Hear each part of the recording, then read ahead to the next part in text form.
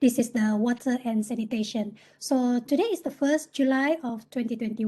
So in the next hour, we are hosting two speakers.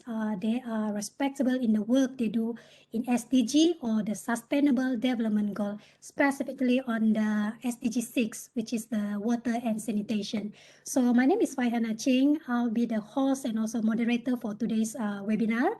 I am currently the Deputy Director for Research and Innovation in the Borneo Marine Research Institute of University Malaysia Sabah. And my field is actually in aquaculture, and I'm graduated from the Kinda University, Japan. So before we start our webinar today, so I would like to thank first of all the Department of the Architecture, Faculty of Design and Architecture for organizing this webinar series number 4 on SDG 6, water and sanitation. So I welcome everyone here today with us. A little bit introduction of our webinar. So this webinar series on SDG 6 is organized as well together with the UNEP SCT Malaysia from the Global Wastewater Initiative Awareness Program with University Putra Malaysia. So there are two objectives here. The first one is we want to increase the awareness on the importance of the ocean quality, preservation, and promoting the sustainable livelihood for coastal communities. And the second objective, we want to share the culture-based technology in the area of sanitation to remote settlements. So in each series, we actually arrange a key speakers members of the Global Wastewater Initiative Awareness Program and pilot project partners from Malaysia. And today is actually the 4th out of 9 webinar series that we have planned for this year for the SDG 6. Yeah. And this webinar series also recognizes the partner and all supporters for the SDG 6, among them University Malaysia Sabah and also the Malaysian Industry Government Group for High Technology Month. And this webinar series is also part of the 50th celebration of the establishment of University Putra Malaysia. So please be informed that all session is recorded for the case of analysis by the United Nations of Environment Program. Yeah? And also this session is also streamed live at Facebook. So without further ado, I would like to introduce to you the first speaker of our webinar today. So please say hi to our first speaker, Mr. Hamad Tolhat. Are you there, sir? So our first speaker today, he is the Director General of the Construction Industry Development of the Department, CIDD, Ministry of National Planning, Housing and Infrastructure, the Republic of Maldives. So he will speak to us about the climate change impacts and remediation efforts by the island nation in the case of Republic of the Maldives. This is for me a very interesting topic today. And Mr. Tolhat also had the Construction Industry Department, CIDD, and he is also an appointed member of the Maldives Building and Construction Board by the President of the Maldives. So now he is responsible in engaging with the stakeholders in the industry towards the sustainable development of the construction. This is including energy efficiency policies and also the green building initiative. So under his leadership now, CID is focused on strengthening the legacy framework building construction sector. Okay, so I think before we listen how climate change is actually aging island nation, let's invite all audience. If you have any questions to our speakers today, your question in the chat box. We will have a question and answer session. Sebab kalau panjang ikut lah.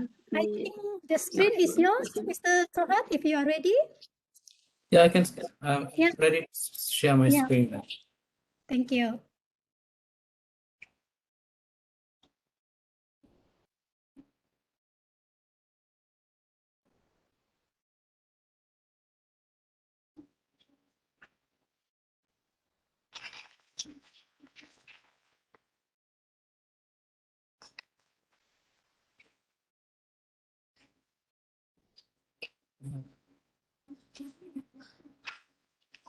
You can see my screen, right?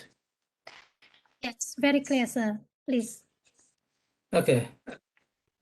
Assalamualaikum.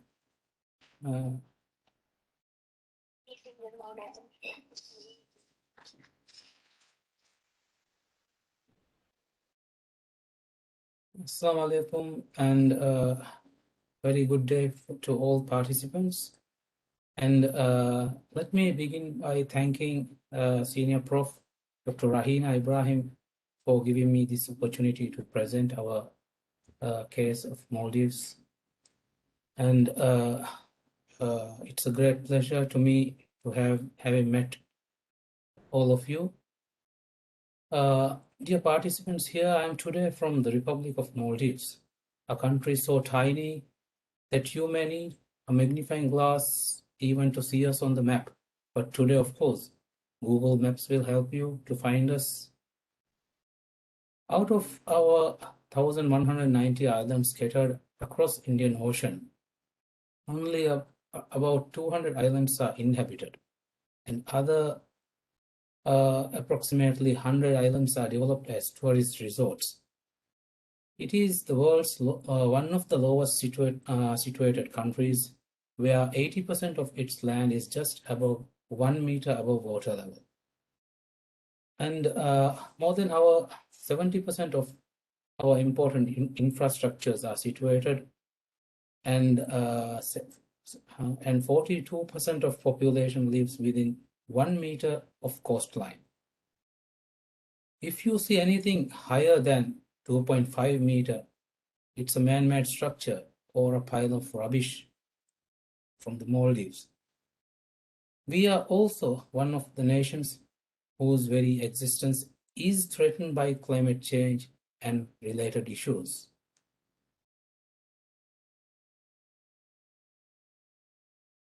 As you see, Maldives is an island nation located in the Indian Ocean, consisting of 26 different atolls, and each atoll is consisted of small islands and sandbanks and created by coral reefs. Maldives have around 490,000 of its inhabitants. Maldives is also a unique society in terms of its cultural and ethnographic heritage. Our people are called Divehin. For many reasons, the country is vulnerable to sea level rise that we may see as a result of warmer climate. Nearly 85% of its geographic area could be underwater by 2100 if sea levels rise under more extreme projections. In Maldives, there are mainly three types of islands and uninhabited islands are there, but the resort islands are one island, one resort, and holidaying guests will be located in those resort islands intended for them, while the local islands, the people live in the inhabited islands. The tourism sector is well developed in the Maldives and attracts visitors from all over the country for its beautiful sandy beaches and warm sunny climate. But the tourism sector is one of the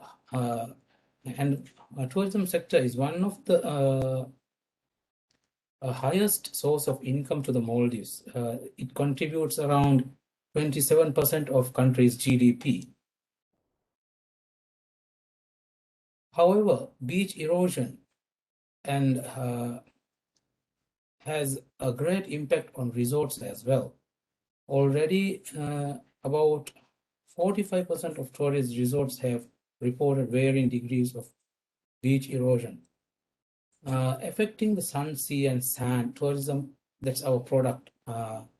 In long term, dual combination of sea level rise and coastal erosion will reduce the quality and the quantity of available beach space without significant adaptation measures, and could therefore be reduced. Another potential area of vulnerability is recreational diving sector, which is threatened by the environmental degradation, loss of reefs, and coral bleaching.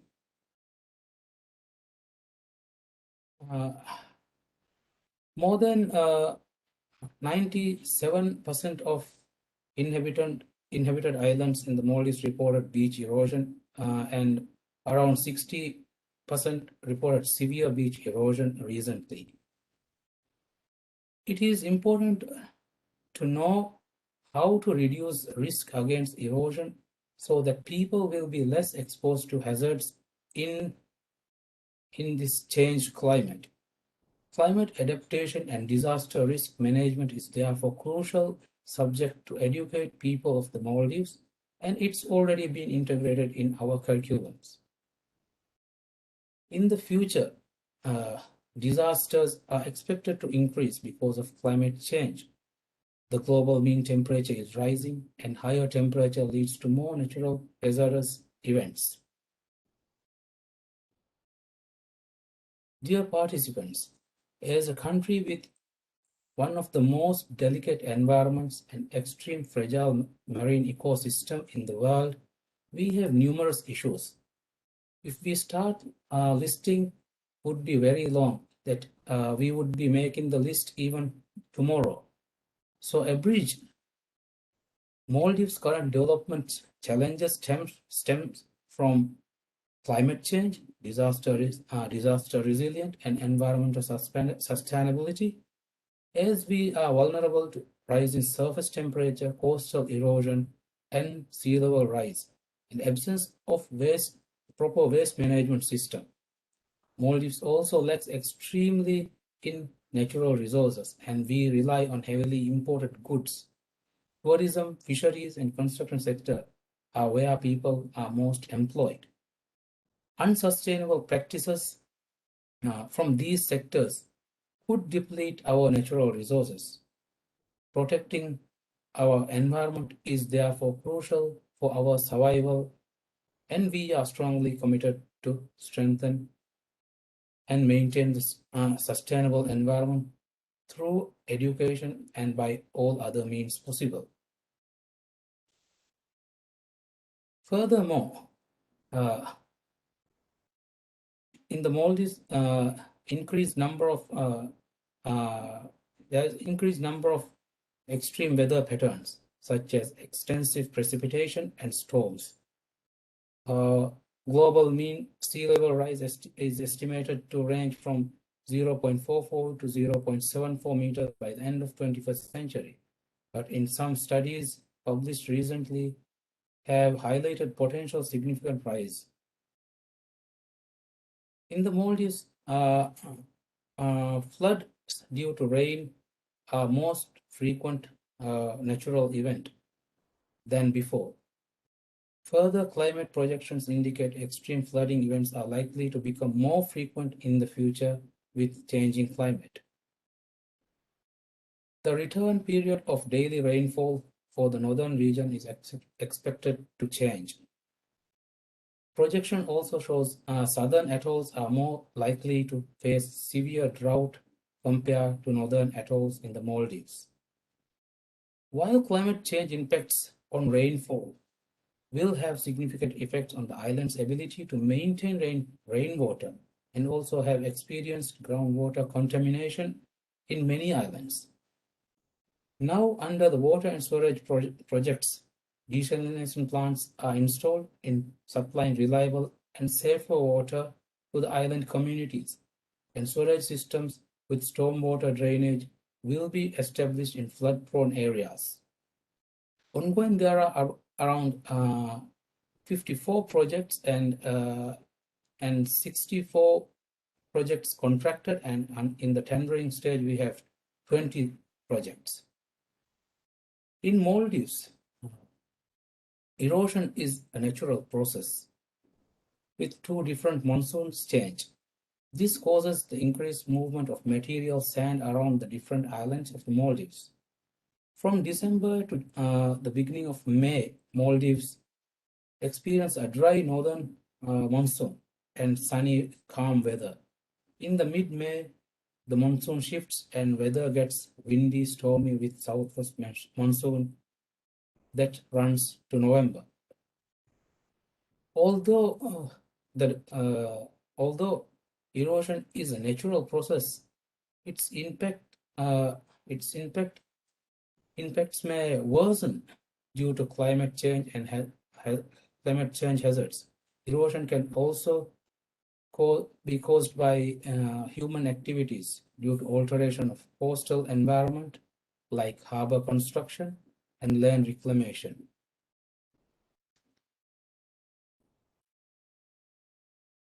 Human activities can definitely disturb the balance of natural process along the coastline. Other activities are removal of vegetation for settlement or development purposes. This is harmful to environment. Vegetation stabilizes the sand and by minimizing the impact of strong winds. Also, coral reefs function as natural water breakers, and removal of corals from these reefs increase the impact of waves and current and result in erosion. To mitigate this and shore protection, we have been doing revetments and artificial water breakers. We have currently ongoing more than 50 ongoing projects in more than 50 islands in different stages of shore for shore protection. Coming to ecosystem, corals are highly sensitive to changes in the temperature. As a result, incidence of bleaching will increase. The evidence from the reefs of the Maldives supports the information that warming of the ocean surface leads to significant coral bleaching. So the disaster risk reduction and climate change adaptation are two areas of knowledge which both aim to reduce the number of incidences and intensity of disasters. That is why it is important for the people to gain knowledge about how to adapt to climate change. It is definitely a very difficult situation in the Maldives, as our communities are spread out, and as communities are remotely living in different islands. But we are determined to tackle these problems. Fisheries area is also a critical component of the Maldives economy. Historically, more than 20% of population depend on fisheries as major income earning activity. Changes in the sea surface temperature and ocean pH level are the main factors likely to affect fisheries in the Maldives, as tuna is highly adjusted to specific biophysical condition of the ocean environment. Maldives agriculture plays a minor role in the economy.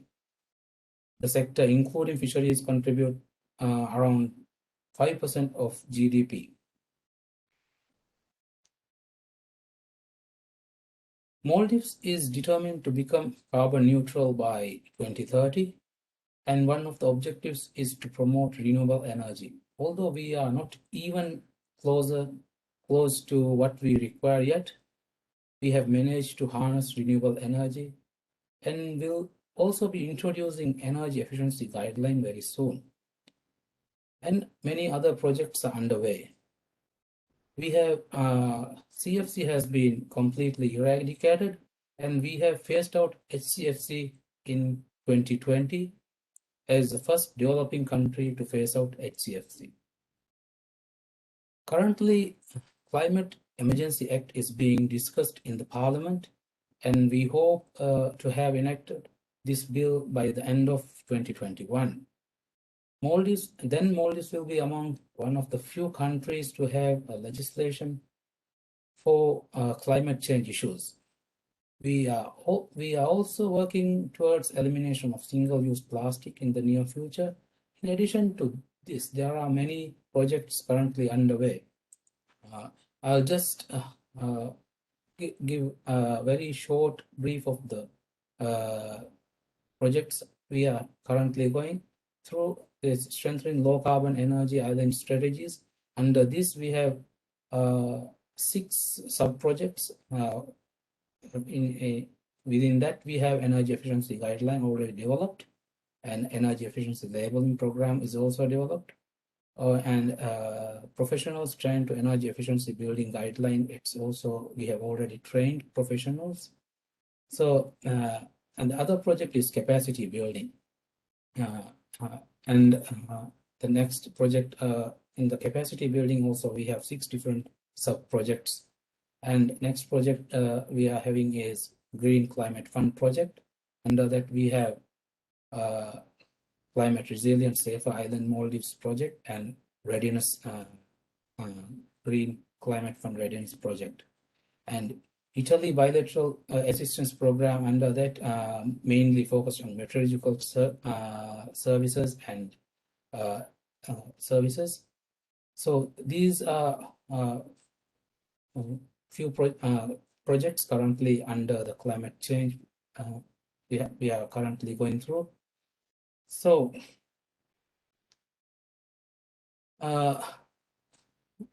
as we are very small, and our contribution is to just to implement and be an example to the world. So, dear participants, we take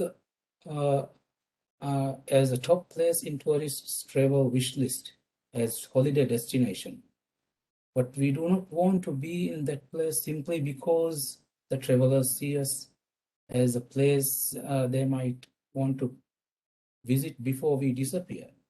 Our involvement to climate change is actually 0.00% or less. And yet the need to advocate for this issue is far greater for us than anybody else.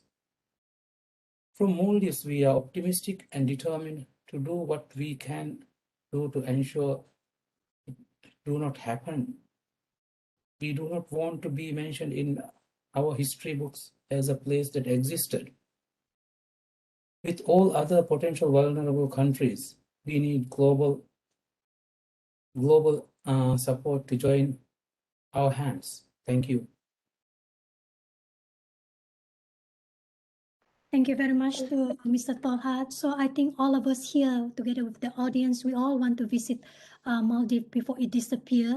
Before you know, they've been talking about how vulnerable, how sensitive now the issue of climate change to the Maldives, to the island nation. So I think before we go for the second speaker later on, so if you have any question for our first speaker today regarding on how they actually implement some of the strategies to save Maldives from the threats of climate change, so you can leave your question in the chat box. We will come back later on the question and answer with Mr. Tolhat. Okay, so thank you, Mr. Tolhat. So I think we shall move to our second speaker today. Yeah.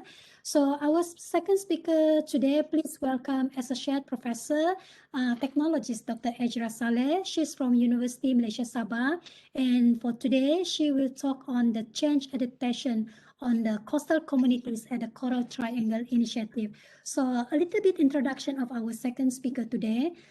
She is currently working in the Borneo Marine Research Institute in UMS, and her research interest is mainly focusing on the ocean, coastal oceanography, the climate change, and also the coastal communities. And she is also currently a member, a very active member in the World Seagrass Association and also the Malaysia Nature Society. And she has involved with the implementation of the goal number 4 under the Coral Triangle Initiative of coral reefs, fisheries, and also the food security Malaysia, and also working very closely in the CTI Regional Technical Working Group for Climate Change Adaptation Measure.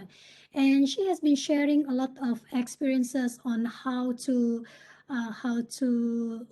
tackle, or how to working on the climate change, especially in Asia. So we are here today. We are very lucky to have her to share her experience and on the climate change, yeah, especially on the CTI regional area. So I think without further ado, Dr. Ejra, if you are ready, the screen is yours.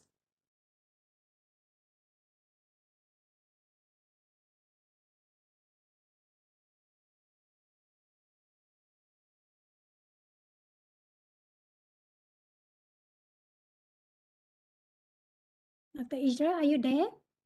Okay, I think, yeah. Can you Okay. hear me? Yes, very clear. Okay, thank So I you. pass the screen to you. Okay, thank you. Yeah, thank you, moderator, Dr.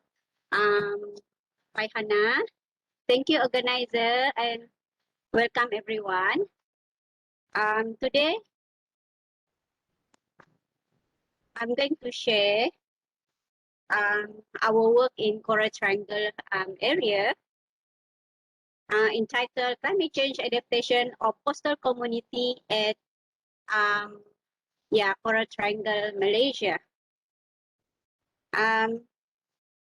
First of all, I would like to introduce you about the area of Coral Triangle region. As you can see here on the map, Coral Triangle consists of 6 countries, and Coral Triangle Initiative is a multilateral partnership of these 6 countries. Okay, we have Solomon Islands, Papua New Guinea, Timor-Leste, Indonesia, and Philippines.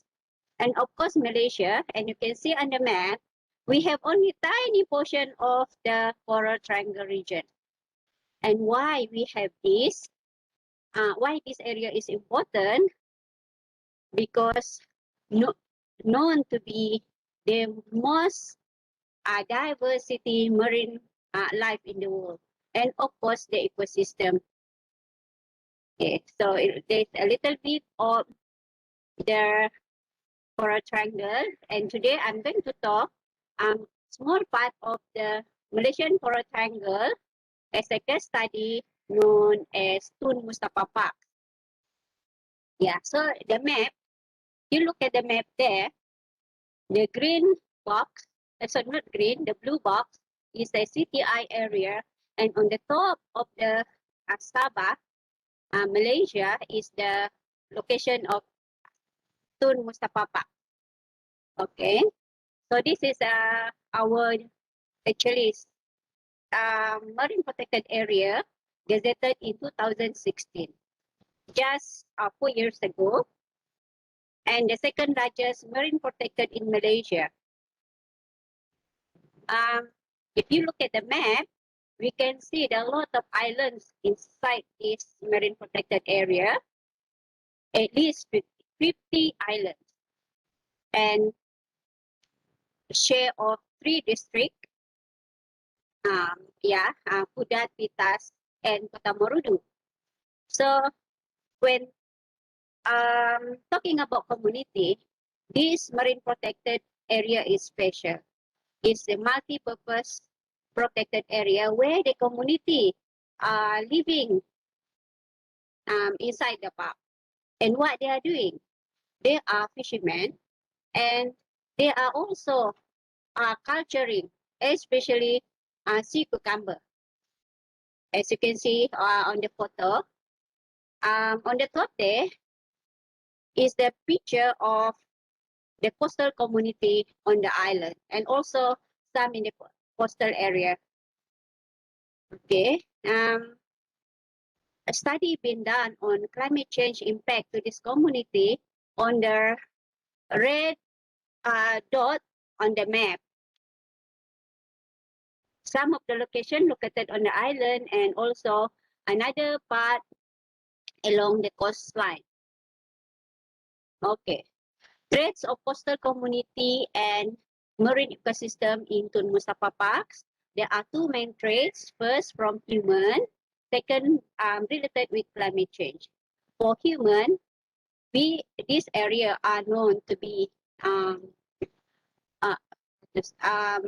using fish bombing as way of catching fish, and the impact is on the top. We can see the damage, the impact of the fish bombing. They are also overfishing because there are coastal community. They are fishing area only within the island. And of course, the impact of coastal development, especially along the mainland of Sabah. And last but not least, related with climate change, that is we are going to. So what are the element of climate change affecting this area? First, related with sea level rise. Monsoon season, typhoon. As we can see here, on the picture on the top, we can see the typhoon track from the West Pacific Ocean, and the red circle is location of the study site, or where the Sabah located. And Sabah known to be land below the wind, but now seem that the wind getting stronger and stronger, and probably in the future this area will be under the wind. Our area also experience extreme weather pattern like heavy rainfall and also very dry season. It's mainly related with the El Nino event. And newspaper cutting. Yeah, Malaysia now very much affected by cyclone, and the impact. For example, this is a house from the coastal community. Their rooftop disappeared, gone due to strong wind. This is one of the example. And actually, what is the major issues in this area? It's also similar to Maldives, beach erosion. Yeah, and our assessment basically on the coastal community. So what is the impact of this beach erosion? First, barrier ground. As we know, barrier ground is very hard to transfer. Yeah, transfer. They are staying there from generation to generation. But as we can see there, the barrier ground already near the seaside. It was further inland in the past, but now it's already near the sea. Seem that I lost connection.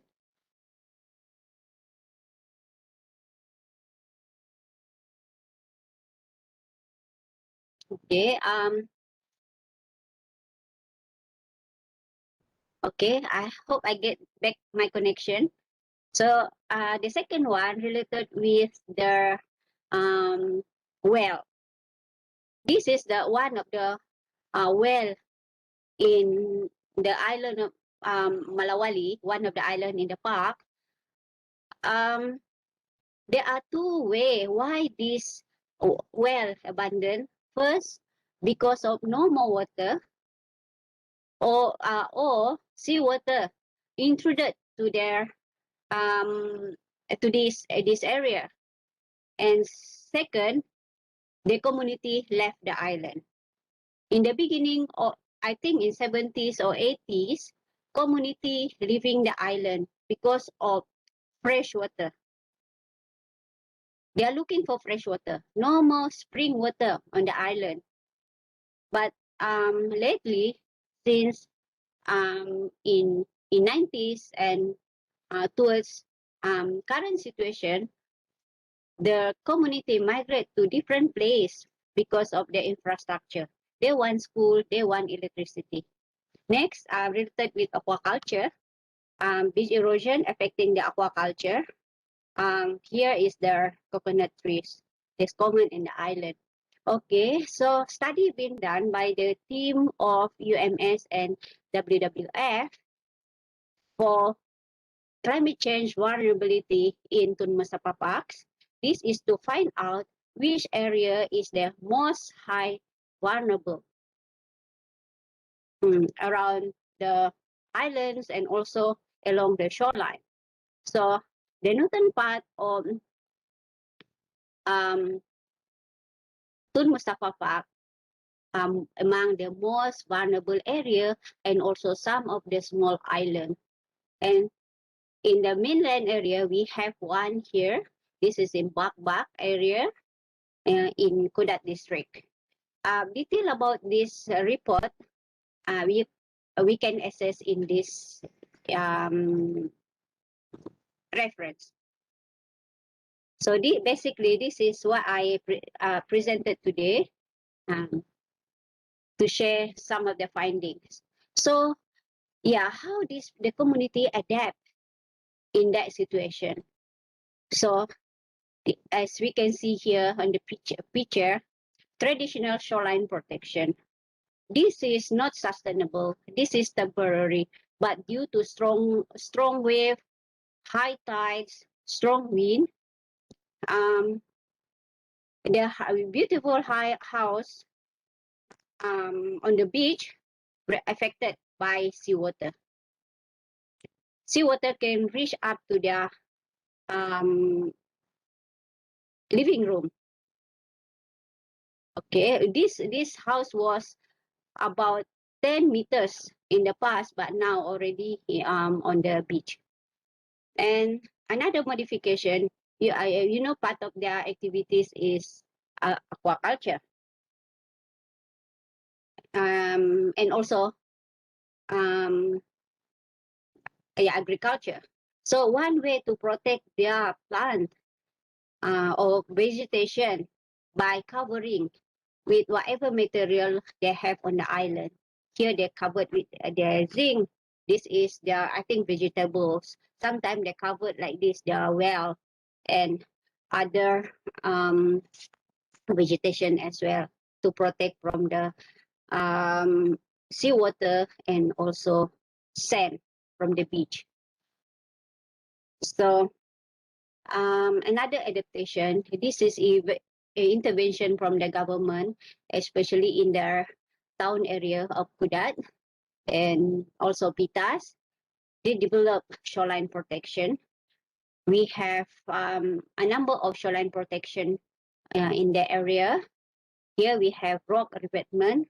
We also have gabion, we have seawall, and also groin.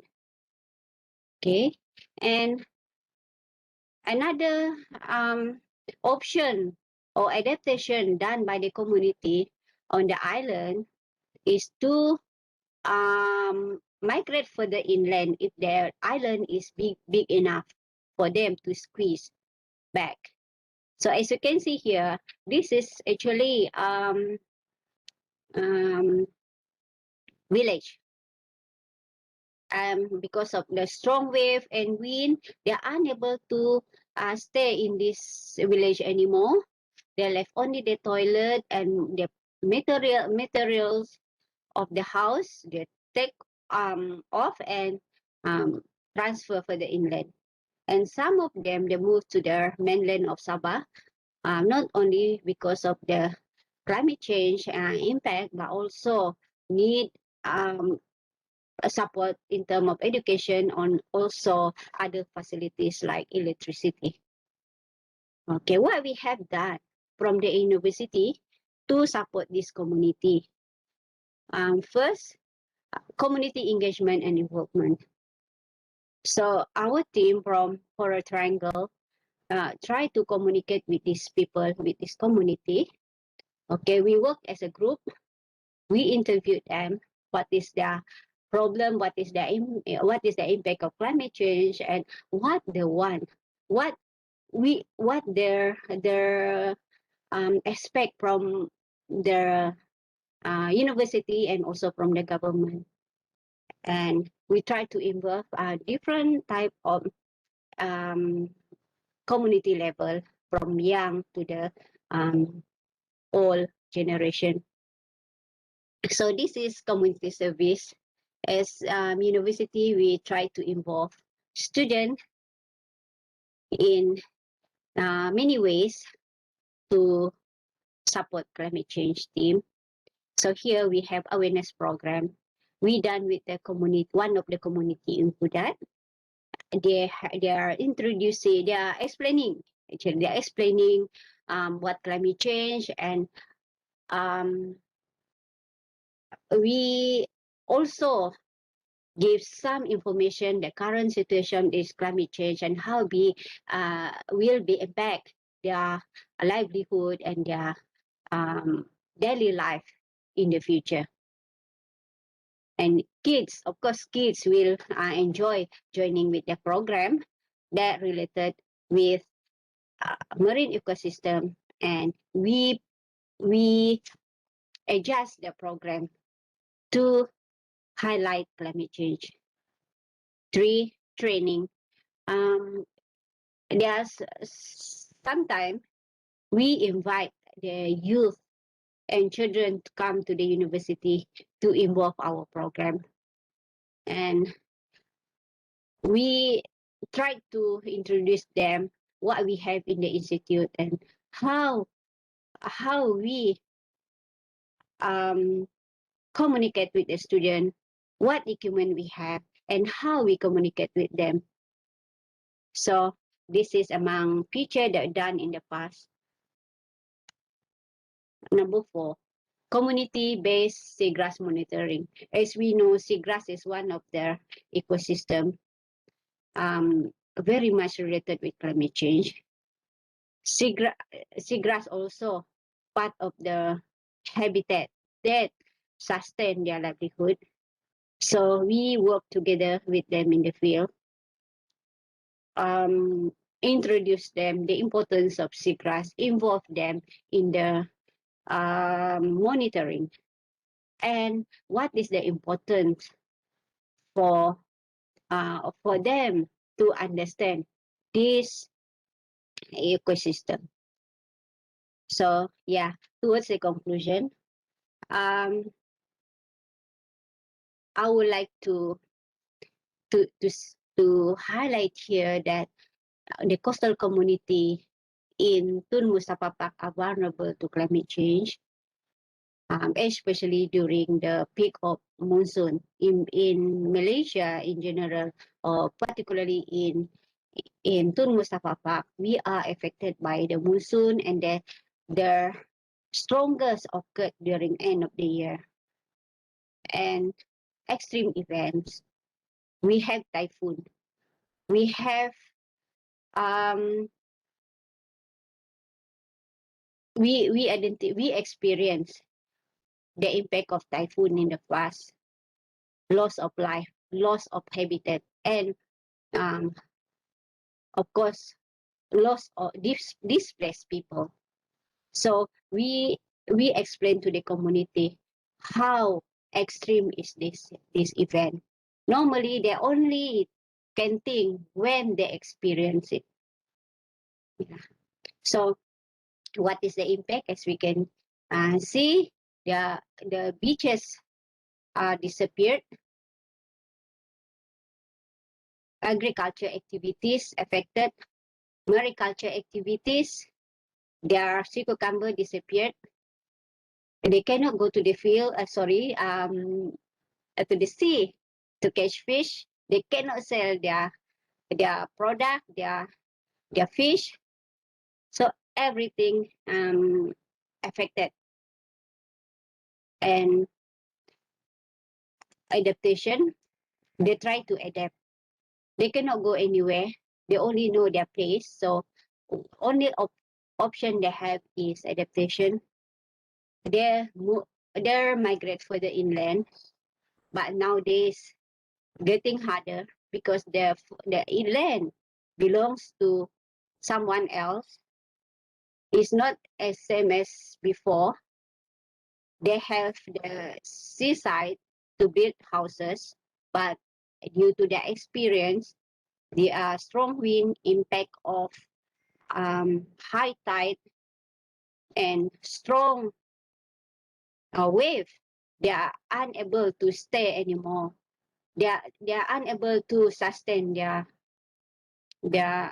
houses and facilities along the shoreline. So government tried to help either in short or long term. They built shoreline protection in the high number of population area. They also provide fishing facilities like boat, net to them, and also supply in terms of food, but basically not sustainable. After a few months, a few years, the help disappeared. So this community had to find new way to survive.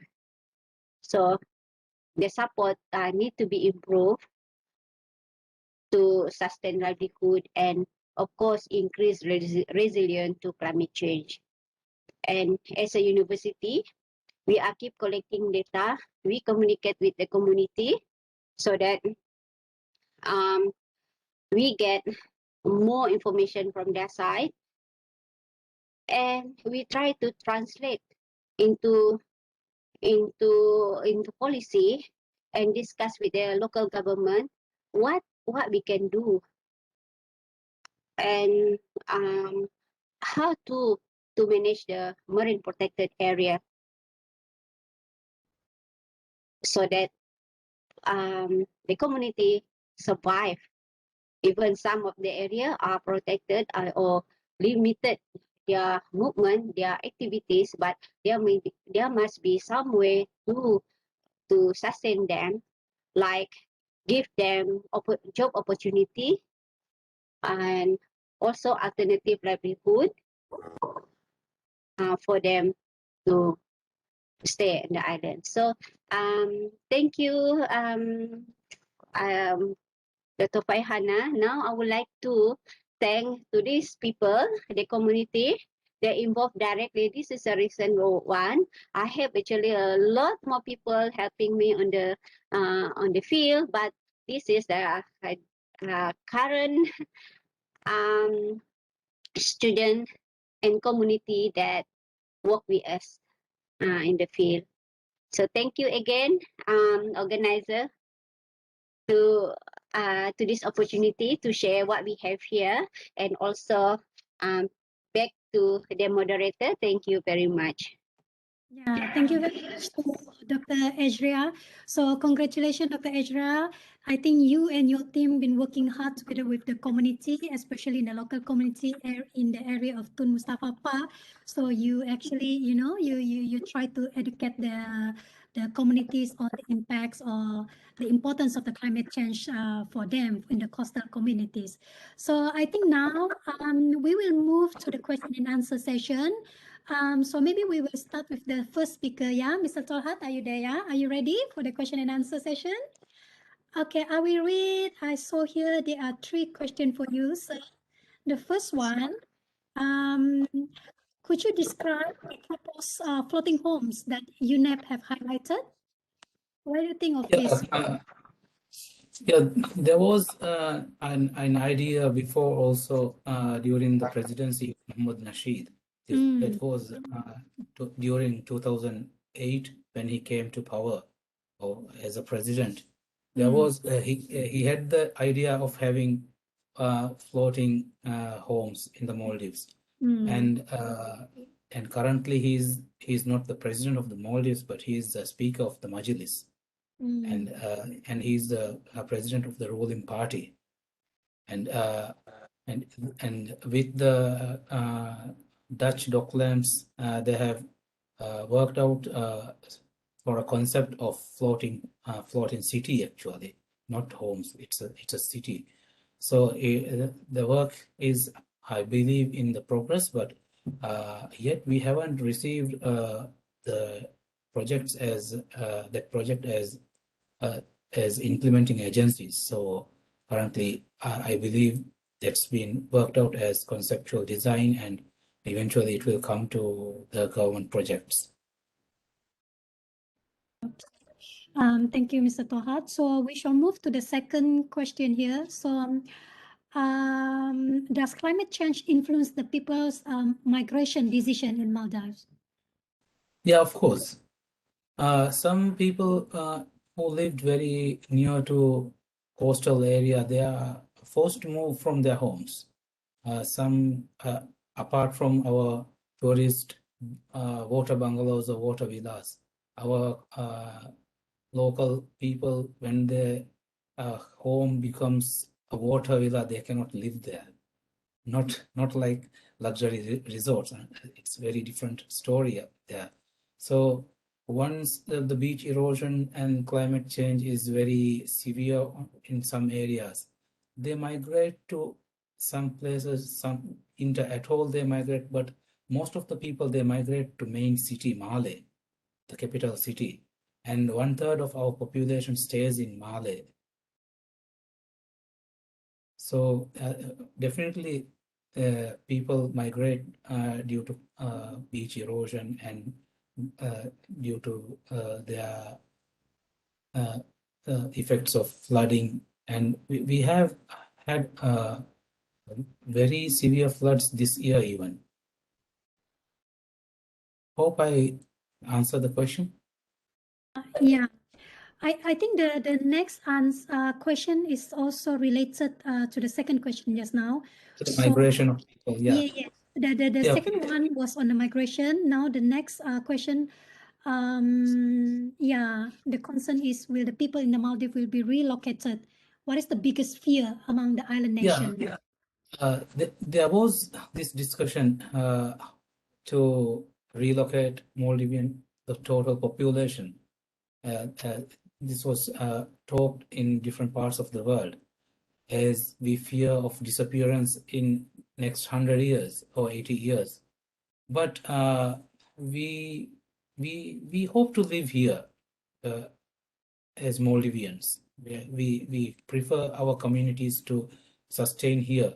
But there are some foreign countries, they have offered land enough for our small population, like Australia. So there are some few countries, they have already offered if we are to relocate, but we are hoping that won't happen. Yeah, I understand. Yeah. So, Mr. Tohat, is there any islands in Maldives that been actually, not to say abandoned, where the people used to stay there, but they already been relocated? Yeah. Is there, yeah, it's happening. There are few islands there. And after tsunami also, we relocated one island population to another island.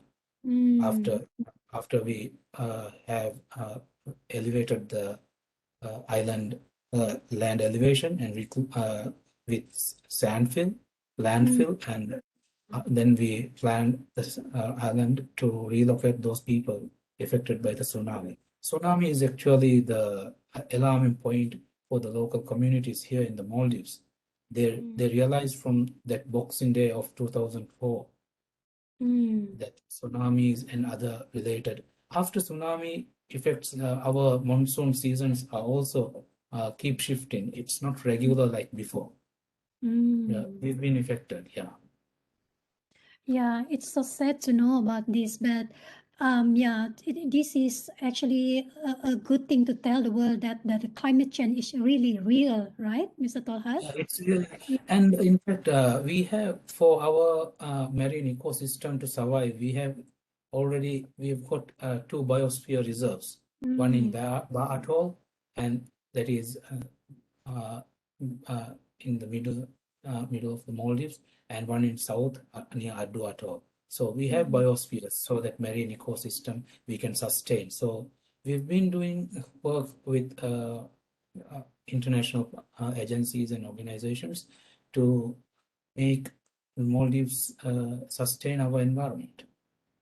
Yeah, okay. So I'm afraid that we don't have enough time for our question and answer. I shall move to the second speaker. Okay, so for Dr. Israel, we have 2 questions from the audience. For you, the first one is there any places in Malaysia that is vulnerable to sinking, to sink? Yeah.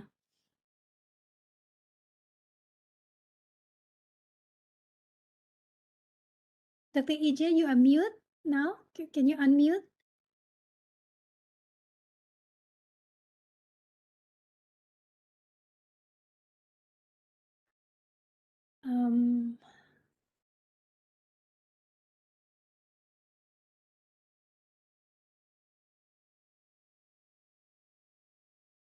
Okay, so while waiting, Dr. EJ, we cannot hear you. So while waiting for Dr. EJ to sort out the maybe something with the audio system, so I should go back to you again, Mr. Tolhat. So if you may share here with all our audience here today, what would be your message to the audience about the awareness to find the urgent solution about the sinking island effect, the most urgent or immediate things that we can do? The most immediate things we can do is to bring, not to do anything that could rise the global temperature. That's the most worst effect that we can have. With the global temperature rise, the sea water expands, it rises, the corals die, Yeah, the very. ecosystem die. So it is for us to have in mind that we don't do anything to raise the global temperature. So The anything that awareness, contributes to that will be good. And until the other presenter can come, I'll tell you, we have reclaimed a city just near the capital city, Male, which is above 2 meters above sea level. So that city is a safe island currently, and it is Hurumale next to our. It's now these Male and Hurumale, that city is connected with a bridge to the airport. His airport is also one single island. Okay, all right. Thank you. Thank you for the answer, Mr. Tolhat. So, Dr. EJ, are you there? Yeah, I'm here. Yeah. We don't have much time, Dr. EJ. If you can, I can choose only one question here. So, Dr. Yeah, EJ, I can hear the question. I can see the question. The yeah. question. Is there any place in Malaysia that also vulnerable to be sick? We are not sinking actually, but we are losing sediment, losing sand. One example is Kapalai Island in Turtle Island. And Kapalai, so not Kapalai, sorry. It says Gulisan Island. Kapalai, okay, talking about Kapalai already disappeared, according to the community. But now only is a resort on the top of it. And I heard that there are picture in the past that was an island. Okay, but talking about Gulisan getting smaller, and we are losing of turtle nesting ground now on the island. Sad, yeah. Yeah. So this is two examples of the island in Malaysia that disappeared and probably going to be disappeared soon. The Gulisan Island. Okay, maybe last question for Dr. EJ here. Okay, Dr. EJ, rather than relocating the landed houses, what do you think if the landed homes would become floating homes in support to differentiate the utilities technologies? I think it's very hard to decide on the floating home, because depending on their locality, the environment of the kampung, the village. If in the sheltered area near the river, probably it's possible. But based on the community that we have now, probably that is not best option for them. It's too exposed to the sea. Okay, so that answer was our audience. So very sorry, we have reached to the end of our webinar today. So thank you to both speakers for today. And now we have come to the end of our fourth webinar series on the SDG 6, water and sanitation, co-organized by the UNEP and also City Malaysia with University Putra Malaysia. So I hope everyone has gathered some new information as we have enlightened by the talk and discussion in the last 1 hour. So today I think we have conveyed SDG 6 topic on the climate change and the impact on the island nations such as in the republics of Maldives, and also the efforts by coastal communities in the Coral Triangle initiative area. So I am pleased here to remind everyone about the next upcoming webinar series number 5 on 1st August 2021, which is next month. So please join us again. The webinar number 5 will be focused on empowering the coastal communities through the active participation. So, and the next webinar will be moderated by Professor Dr. Rosita Sapawi. She is the former director of Borneo Marine Research Institute, and also now she's the dean of the postgraduate center in UMS. So I think until we meet again in the next webinar number 5 on the 1st August. So we pray that everyone in a safe and healthy condition. Yeah. So love your environment and prosper your community. So be safe and stay safe, everyone. Thank you, everyone, for joining us. So I'm signing off now. Thank you very much, everyone. Thank you, everyone. Thank you. For joining. Wassalamualaikum. Waalaikumsalam.